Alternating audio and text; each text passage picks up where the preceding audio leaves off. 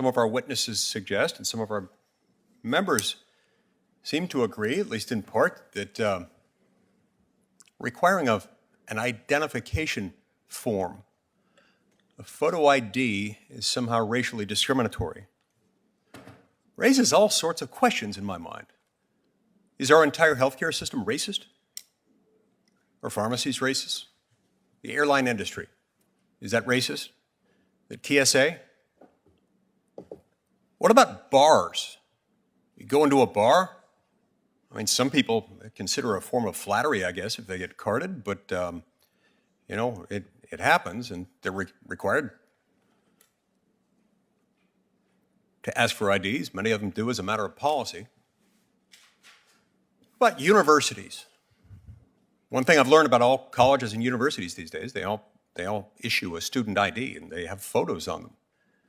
Make sure that the privileges associated with that university aren't being used improperly by someone else.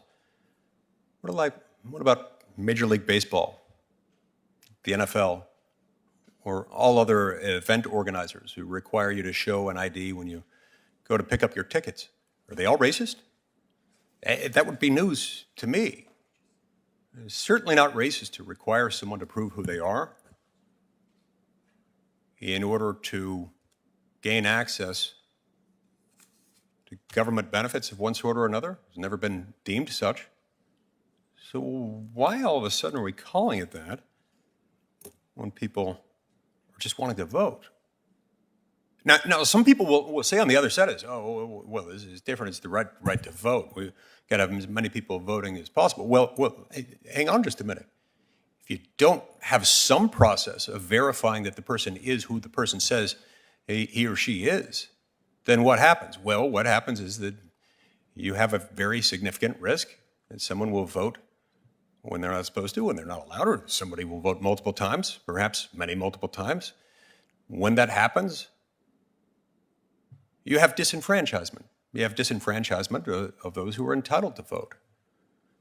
So if these things are racist, then that's news to me.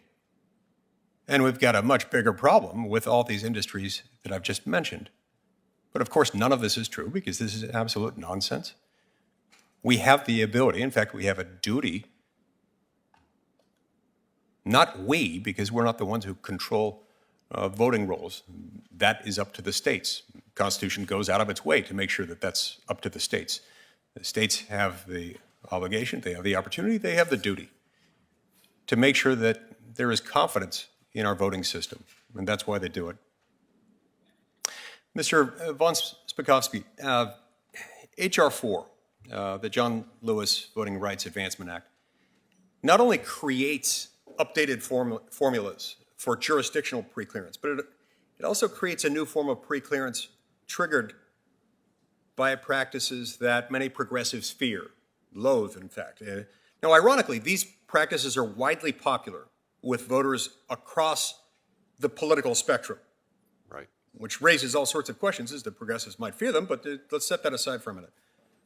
Because they are popular, and they're popular specifically because they ensure the integrity and the potency and the legitimacy of each ballot. They include, among other things, voter ID requirements and efforts to maintain the integrity of voter registration files, to make sure that someone who has died or moved out of state or otherwise is ineligible to vote in the jurisdiction in question doesn't vote and thereby disenfranchise those who are entitled to vote in that jurisdiction. How would these practice-based preclearance provisions in H.R. 4 ensure that most, if not all, voting jurisdictions in the United States are forced into the even more burdensome jurisdiction-based preclearance process?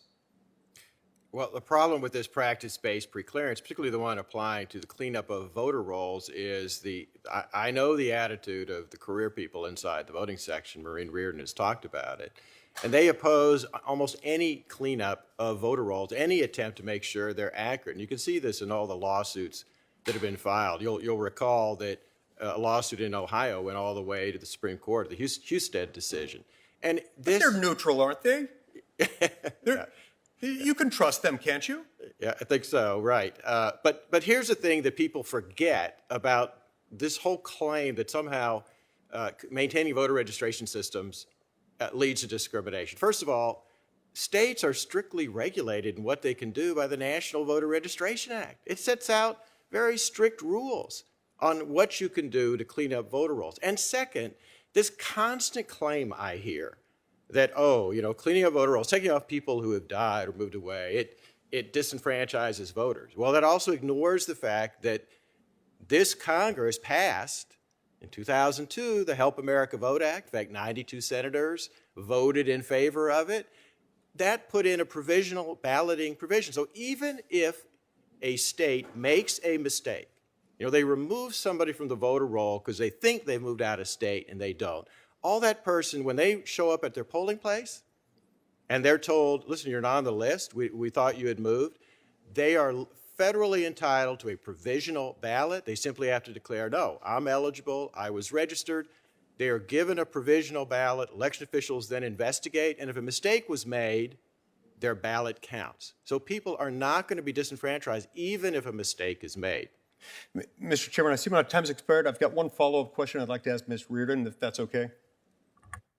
If it's quick, yeah. I should tell the members we have a vote underway right now. Understood.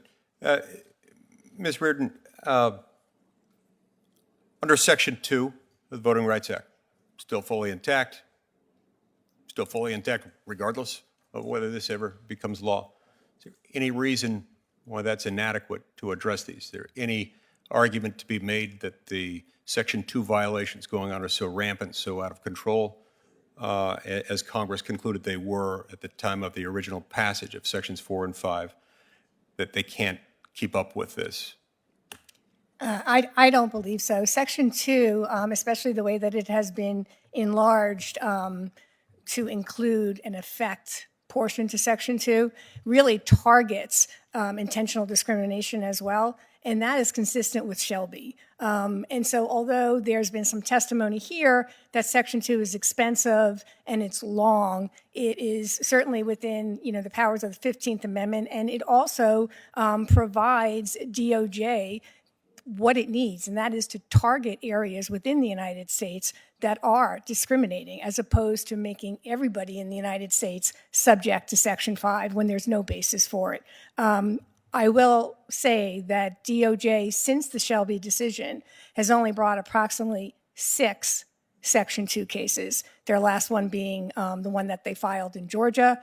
I would say that's pretty indicative that there's not rampant discrimination within the United States, because DOJ is certainly not there filing lawsuits.